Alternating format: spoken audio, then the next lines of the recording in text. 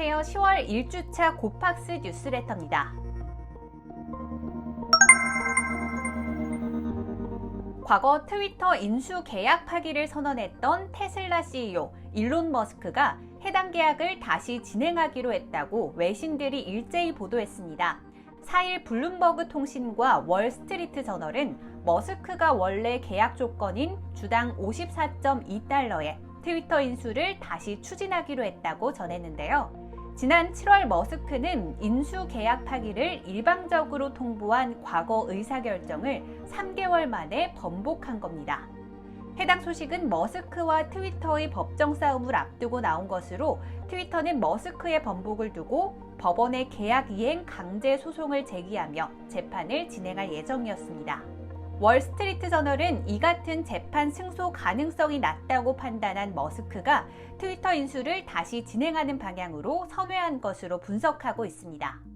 한편 머스크의 재인수 소식에 트위터 주가는 13%가량 급등했습니다. 또한 머스크와 관련한 대표적인 밈 코인인 도지코인도 10%가량의 급등세를 보이고 있습니다.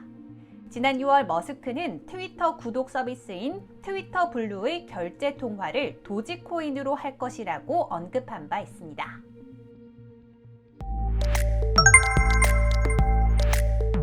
미국의 대형 신용카드 회사 마스터카드가 디지털 자산 시장에서의 범죄를 예방하기 위한 크립토 시큐어를 출시했습니다.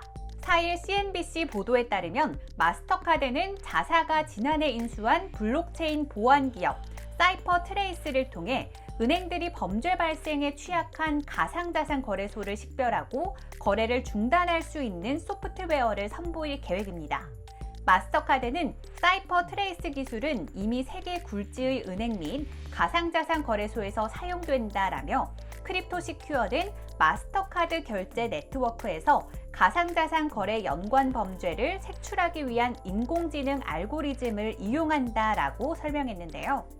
마스터카드의 사업부문 대표 아제이 발라는 크립토 시큐어를 통해 복잡한 규제 환경에서 디지털 자산 투자자들에게 상호 간의 신뢰를 보장할 수 있을 것이라고 언급했습니다. 또한 발라 대표는 디지털 자산 시장이 대세가 되어가고 있으며 충분히 크고 실질적인 시장으로 인식하고 있다라고 덧붙이며 가상자산 시장의 중요성을 강조했습니다.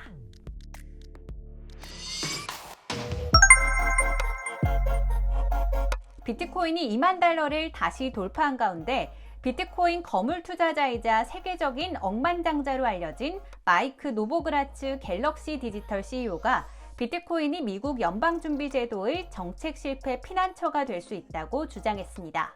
4일 CNBC 보도에 따르면 노보그라츠는 연준이 인플레이션을 잡기 위해 공격적인 금리 인상을 강행하는 것은 실수라며 이 같은 실수로부터 자산을 보호하려는 투자자에게 비트코인과 부동산은 훌륭한 피난처라고 주장했는데요.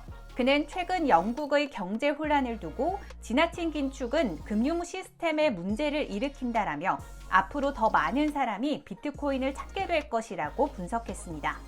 노보그라츠는 대표적인 비트코인 강세론자로 지난 4월 블룸버그와의 인터뷰에서 가상자산 시장이 빠르게 발전할 것을 예상하며 비트코인이 5년 내로 50만 달러에 도달할 것이라고 전망한 바 있습니다. 또한 그는 이미 블랙록, 코인베이스 등 대형 기관 투자자들이 비트코인 시장에 진입했음을 근거로 이전 같은 파멸적인 가격 하락은 없을 것이라고 진단했습니다.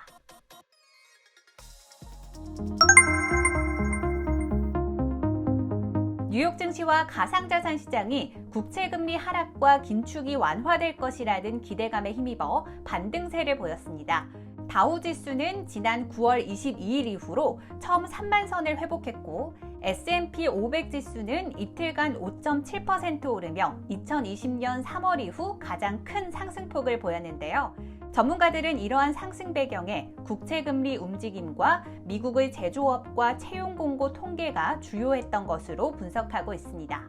발표된 제조업 지표 등에서 경기 둔화세가 감지됨에 따라 연방준비제도가 오는 11월 회의에서 고강도 긴축을 단행하기 어렵다고 판단하는 것으로 풀이되는데요. 또한 실제로 호주 중앙은행은 시장의 예상과 달리 기준금리를 0.25%포인트만 인상하여 이러한 분석에 힘을 실어줬으며 투자자들은 연준의 긴축 속도 조절에 기대감을 높이는 상황입니다. 다만 반등세에도 불구하고 투자자들의 심리가 회복되기엔 아직까지 불안한 상태라는 분석도 이어지고 있습니다.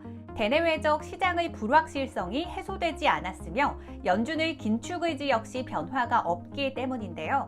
지난 3일 존 윌리엄스 뉴욕 연방준비은행 총재는 연준의 일은 아직 끝나지 않았다라며 현재 긴축 기조를 지속할 것임을 시사했습니다.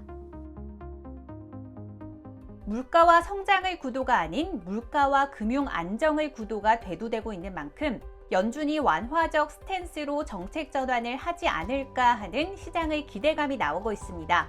이에 따라 자산 시장의 방향성이 거시경제 환경에 더욱 영향을 받을 것으로 예상되며 가상자산 시장 역시 외부 요인에 의한 가격 변동 가능성이 높아졌습니다. 이에 따라 매크로 상황을 보다 주시하여 현명하고 안전한 투자 이어나가시길 바랍니다.